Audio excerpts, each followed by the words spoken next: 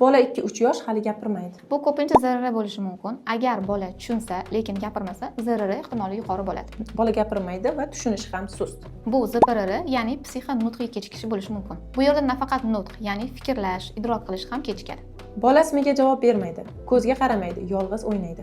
Bu ko'pincha autizm belgilari bo'lishi mumkin, lekin bu belgilar bilan bola autizm deb hisoblanmaydi. Bolani kompleks tekshiruvdan so'ng xulosa qilamiz. Bola gapiradi, lekin tovushlarni noto'g'ri aytadi. Masalan, R, S. Bu ko'pincha disfoliya, ya'ni tovushlar talaffuzi buzilishi hisoblanadi. Bola gapiradi, lekin so'zlari tushunarsiz, og'iz mushaklari yaxshi ishlamaydi. Bu dizartriya bo'lishi mumkin, ya'ni nutq mushaklari yetarli darajada ishlamasligiga dalolat beradi.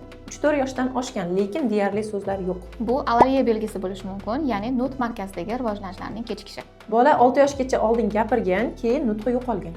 Bu afaziya belgisi bo'lishi mumkin, ya'ni bor nutqning keyinchalik yo'qolib qolishi. Bola o'qishni o'rganayotganda harflarni adashtirib qo'yadi. Bu disleksiya belgisi bo'lishi mumkin, ya'ni bola bir-biriga o'xshash harflarni almashtiradi. Bola yozayotganda harflarni tushirib qoldiradi, noto'g'ri yozadi.